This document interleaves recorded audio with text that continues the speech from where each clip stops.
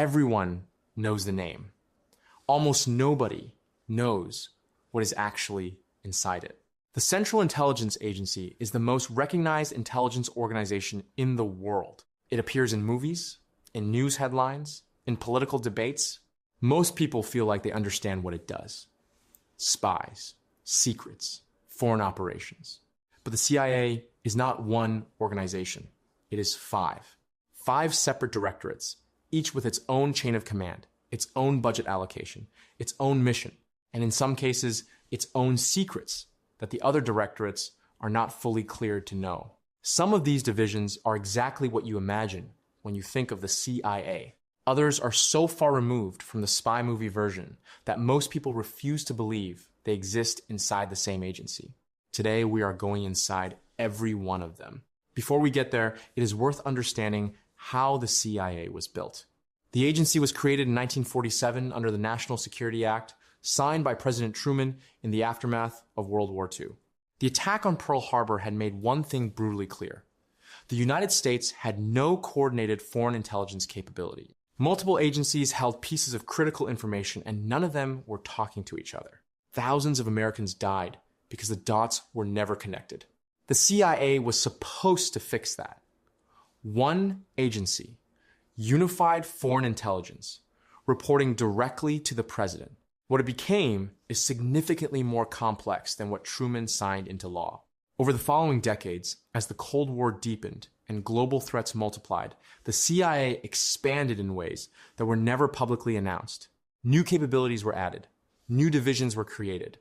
Programs were launched that would not be acknowledged for decades. The agency that exists today is not the agency that was created in 1947. It is something considerably larger, considerably more powerful, and considerably more technically sophisticated. The public face of the CIA is the face it chooses to show. The headquarters in Langley, Virginia, the occasional congressional testimony, the carefully worded press statements. What happens inside the five directorates is a different story entirely. The first directorate is the one people imagine when they think of the CIA. The Directorate of Operations, also known historically as the clandestine service, is the human intelligence arm of the agency. Its officers recruit, manage, and run human sources inside foreign governments, foreign militaries, foreign intelligence services, and terrorist organizations. These sources are people who have agreed to secretly provide information to the United States. Some do it for money. Some do it because they believe in what they are doing. Some do it because the CIA gave them no other choice. CIA case officers do not look like the operatives in movies. They are typically assigned to U.S. embassies abroad under diplomatic cover, meaning they are officially listed as State Department employees or cultural attachés. Their real job is meeting sources, assessing potential recruits, passing instructions, and collecting intelligence that would otherwise never leave the country. The most sensitive category of officer is the NOC, non-official cover. These are CIA operatives who work without diplomatic protection. They enter a foreign country as business people, journalists, academics, or contractors. If they are caught, the U.S. government cannot acknowledge them. There is no diplomatic immunity, no formal rescue protocol. They are, in the language of the intelligence world, on their own. The Directorate of Operations has run some of the most consequential covert actions in the history of American foreign policy. The 1953 coup in Iran that removed the elected prime minister and reinstated the Shah, the Bay of Pigs operation in Cuba, the arming of Afghan Mujahideen fighters during the Soviet invasion in the 1980s, targeted operations against terrorist networks in the years following September 11th. Some of these operations succeeded, some failed catastrophically. All of them were deniable by design. The Directorate of Operations also runs the Special Activities Center, the CIA's paramilitary arm. These are former special operations soldiers and pilots who conduct direct action missions in places where the U.S. military cannot officially operate. They were among the first American personnel on the ground in Afghanistan after September 11th, weeks before conventional forces arrived. They work in complete secrecy, and their operations are rarely acknowledged, even years after they occur. This is the directorate people have heard of, but it is not the most powerful one. If the Directorate of Operations collects intelligence, the Directorate of Analysis is where that intelligence gets turned into something the President of the United States can actually use. Every morning, a document called the President's Daily Brief lands in front of the most senior officials in the U.S. government: the President, the Vice President, the Secretary of State, the Secretary of Defense, the National Security Advisor. This document summarizes the most critical foreign intelligence from across the entire intelligence community, distilled, analyzed, and presented in a format that allows decisions to be made within minutes. The Directorate of Analysis produces that document. Analysts in this directorate do not run operations. They do not recruit spies or conduct surveillance. Their job is to take raw intelligence, intercepts from the NSA, satellite imagery from the NRO, human reports from the Directorate of Operations, signals from listening posts around the world, and make sense of it. They identify patterns. They assess threats. They produce finished intelligence products that tell decision makers not just what happened, but what it means. The quality of this analysis has determined the outcome of some of the most significant moments in modern history. Analysts correctly predicted the 1973 Arab-Israeli War. They failed to predict India's 1998 nuclear tests. They produced the flawed assessment that Saddam Hussein possessed weapons of mass destruction, an analytical failure that contributed to the Iraq War and reshaped the intelligence community for the next 2 decades. The Directorate of Support is less discussed but essential to everything else. It handles the logistics that make CIA operations possible: personnel security, financial operations, training facilities, the infrastructure that allows case officers to operate overseas without exposure, the technical support pipelines that keep communications secure and equipment functional. Without the Directorate of Support, there are no operations. There are no analysts with access to classified networks. There are no case officers with secure channels to their headquarters. It is the infrastructure layer of the CIA, invisible to the public, invisible to most of the agency, but foundational to everything that happens above it. 2 directorates down.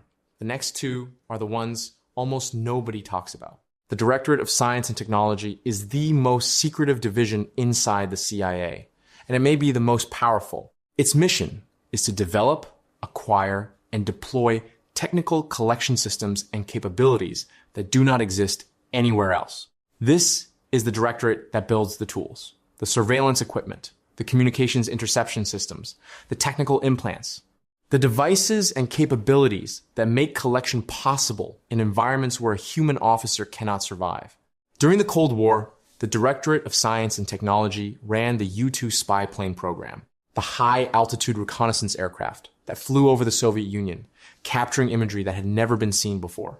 It developed the technology behind some of the earliest reconnaissance satellites, working in conjunction with the NRO before that agency was even publicly acknowledged. It built concealment devices for intelligence operations that were so sophisticated they are still classified. In the decades since, the Directorate has continued advancing capabilities in areas the public gets only occasional glimpses of: remote sensing, acoustic collection, technical penetration of secure facilities, surveillance systems designed to operate in denied areas, places where no human being with a U.S. connection could safely go. The Directorate operates several research and development programs that are themselves classified, not just the output, the programs. The work being done inside certain divisions of the Directorate of Science and Technology is so sensitive that the existence of those programs is a secret. What gets declassified, sometimes decades after the fact, consistently reveals capabilities that were decades ahead of what was publicly understood to be possible. The most famous example is In-Q-Tel, a venture capital firm created by the CIA in 1999 to invest in technology companies developing capabilities relevant to intelligence work: artificial intelligence, satellite imagery analysis, data processing, geospatial tools. The CIA has been quietly funding the development of technologies that now underpin major commercial industries while retaining access to the most advanced versions of those technologies for intelligence purposes. This is the directorate that does not appear in movies. It does not have a public face. Its officers do not get acknowledged. But the technical capabilities that make the rest of the CIA possible were built here. The newest division inside the CIA did not exist 15 years ago. The Directorate of Digital Innovation was established in 2015, the first new CIA directorate created in more than 50 years. Its creation was an acknowledgement of something the agency had been grappling with for a decade. The nature of intelligence collection had fundamentally changed, and the existing structure was not built to handle it. The digital revolution had created an intelligence environment unlike anything the CIA had faced before. Virtually every person on Earth was now carrying a device that transmitted location data, communications, financial transactions, and behavioral patterns continuously in real time. Foreign governments, terrorist networks, and adversarial intelligence services had moved their operations online.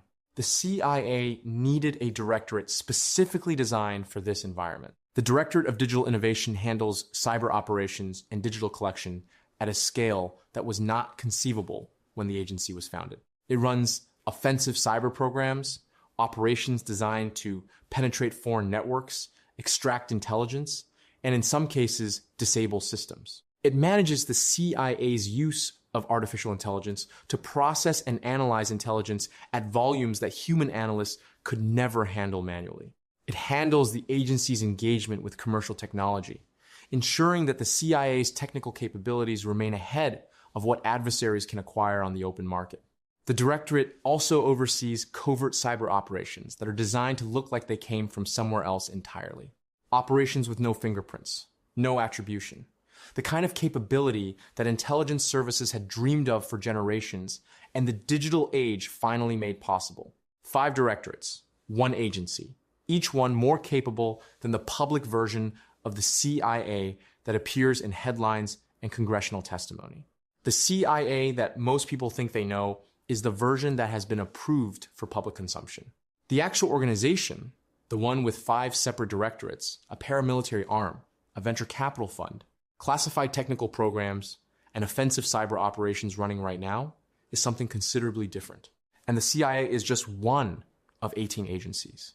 The next file covers the programs these agencies have actually run, the ones that eventually got declassified, the ones that were real, and the ones that were far worse than anyone outside the government was supposed to know. That file is coming next.